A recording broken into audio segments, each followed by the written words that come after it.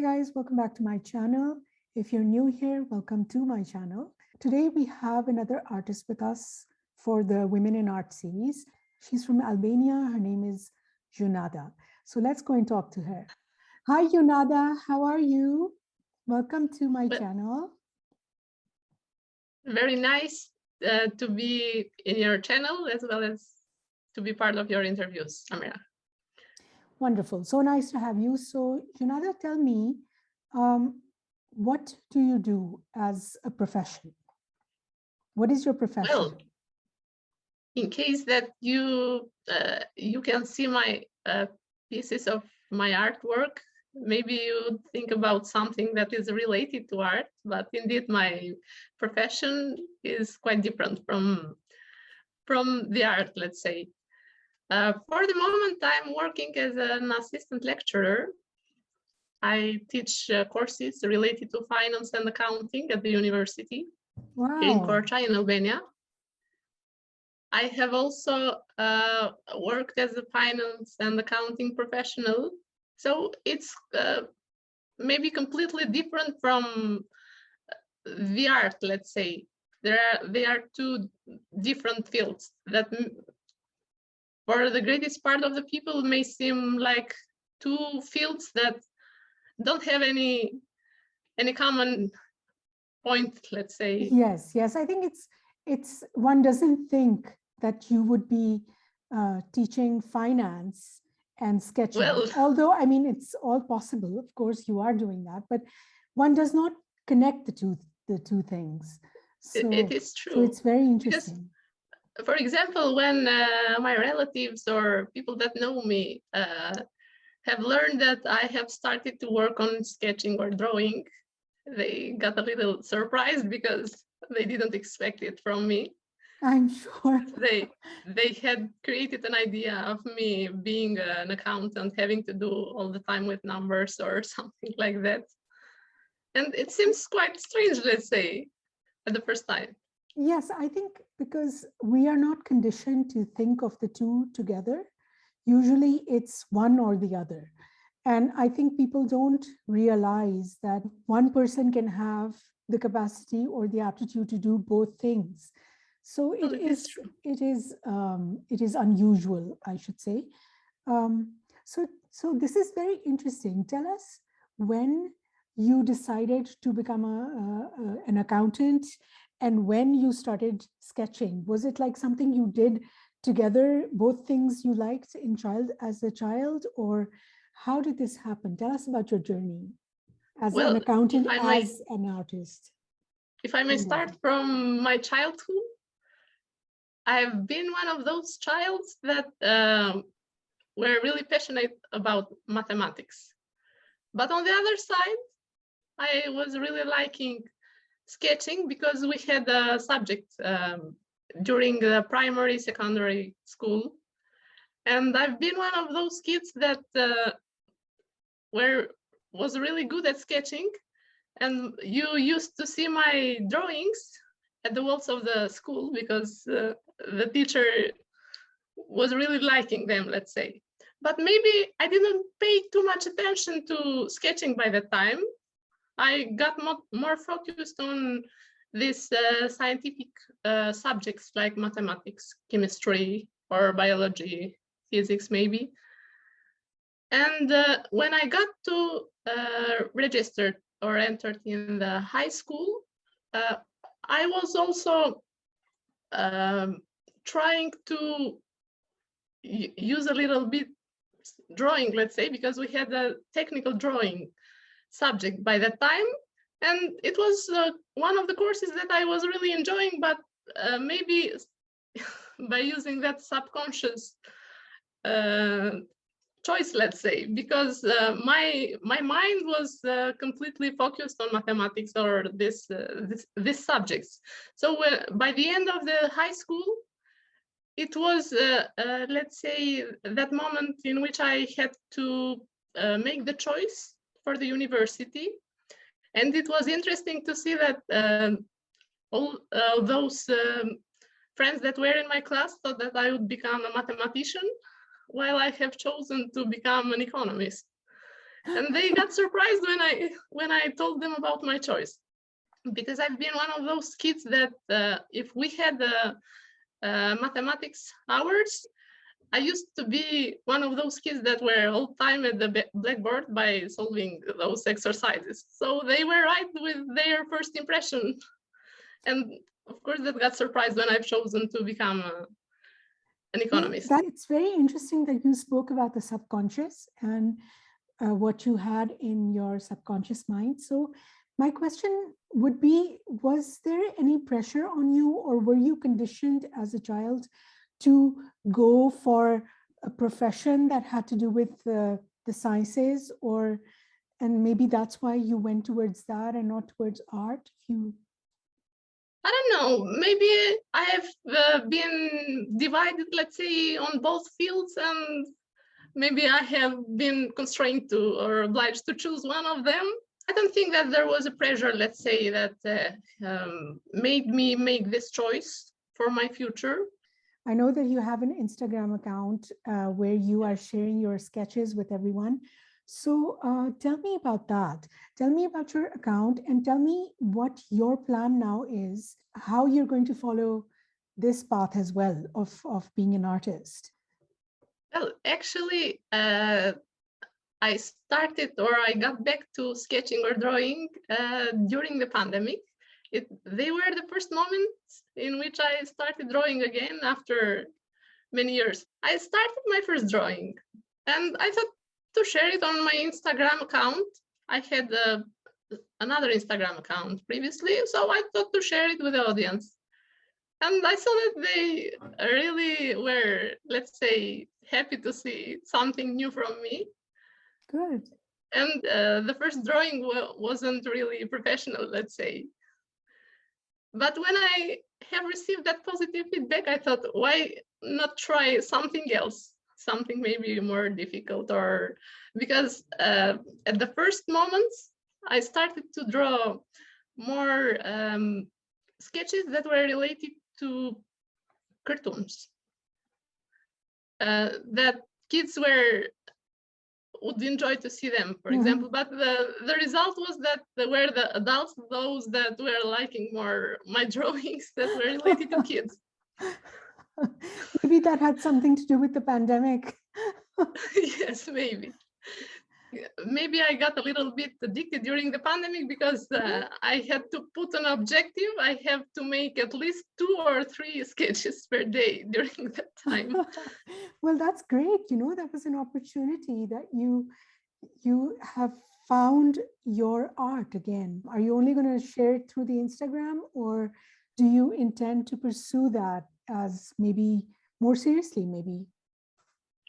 Well, I have done different sketches from different fields, let's say. In portraits, I have worked less, but in sketching or drawing cartoons for kids, that has brought more pleasure for me, let's say, or I found it more interesting. So I don't know, I think that making something that has to do with kids, or creating any sketchbook or any book that would make a combination between sketching or something and something else, would be a great choice to offer to the kids. Because during the time that I've started to post these sketches on the Instagram page, I had also some teachers there that were saying, your sketches are really amazing. You have to make a sketchbook for kids because they will love it. That's wonderful. That's really wonderful. So you are planning on a sketchbook now for kids? Well, I would like to have something like that's this. Wonderful. Good luck with that. I hope that that comes through. Thank you so much. I think that when you receive something, feedback like this from someone that is professional, that works with kids, there must be something that is worth there, let's say. Yes, I think that will bring you some sort of satisfaction to it is true. Yes. So it's really good. I think you should definitely pursue this side of your talents as well. And would you like to share a few of your favorite sketches with us? Well, I have a part of them with me, but let's say that there are more than 100 sketches. Wonderful, 100 sketches. Wow. So why don't you choose a few of them and share them with us, the most favorite one. Start with something that is really appropriate for kids. I don't know how that is so good beautiful. you can, those that are for kids are my favorites. Oh, I they're enjoy so more than, let's good. say. These are so good. Wow. I have Mickey here also, because I've started to work also a little bit more on the names of the oh, wonderful. This is those beautiful. that I'm drawing here. One even more special comes from Snow White. Oh yes, it's a dwarf. Oh, that's so cute. We have something from Frozen here. Nice. These sketches are obviously of cartoon characters, right? So these are sketches that you perhaps look at some picture, yes, and then you sketch this. I have understood, Amira, that the more you work on something, the more professional maybe you become. I have improved, let's say, my skills on drawing, but I would like to improve even more in the future, because let's say if I have a person towards me and I want to make a sketch, I'm really not a great professional, let's say, in doing that. But maybe on the time I can do even that. It's much more simpler for me, let's say, right, to see something. If you practice, yes, you will definitely practice is really good, let's say, improves you, because I've seen the improvement in comparison with the beginning. When I've done a simple sketch, then I started to add even more details on the sketch to make it even more complex, let's say. Right. But sometimes I think that maybe being good at mathematics have helped me even in this, because when you're making a sketch, you have to make a calculation of the distance of the angle. So maybe they are connected to each other, I think. Maybe they are. Maybe they are. They must be, actually, because I know someone else as well who is a mathematician and sketches really well. So maybe it does have something to do with both things are connected somehow. Do you also sketch things just from your mind when you're not looking at something specific? Do you sketch like that too? I haven't practiced that too much, to be honest. Okay. Yeah, that was just something in my mind. It was a question whether you do something like that too. Maybe that lack of security, if I'm trying, will it be a great result? Because I don't know, maybe art needs inspiration in some cases. And if you don't have a good result, maybe it comes a point in which you say, I'm not good at this. So you need more confidence maybe to go ahead and do it. Yes. Okay, well, I think that'll come. You're just very new to this right now, because you have been pursuing the math side of your personality, and now you're coming towards the art. That's great. Yes. So share some more of your favorites with us, please. This is wonderful. This is one of the few sketches that I've done with colors, because I've done black and white, the greatest part of them. Very nice, very nice. Also share some that you have drawn for adults. This one, for example. Oh, that's lovely. It's more, I have one here, since you mentioned. It's a simple portrait. I had one of my LinkedIn connections that has a sister. It was his sister's birthday.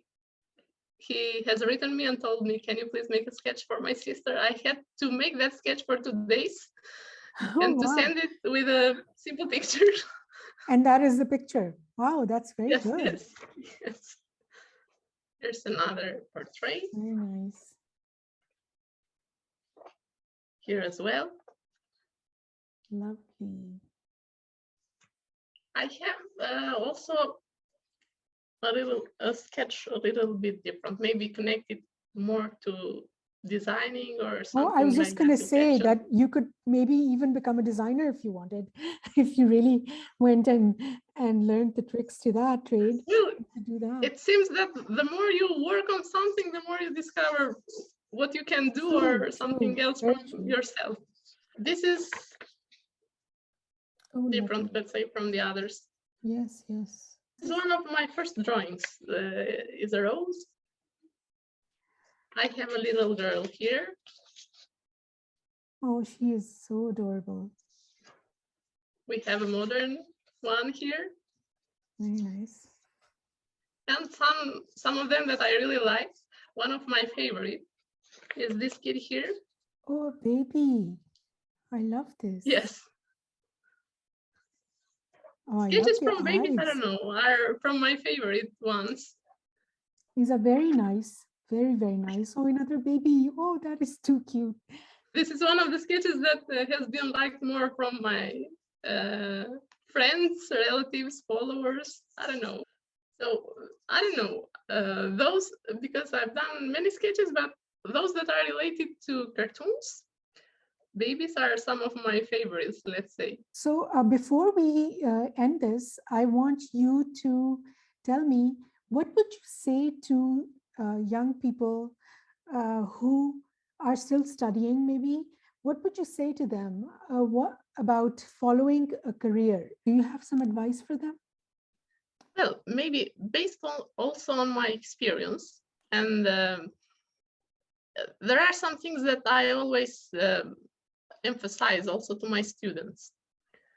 The first thing that I want to say is that when you want to choose a career, the most important thing is to choose something that you really like doing and something that you're really passionate about doing. Because I love sketching, but I also love the work that I'm doing.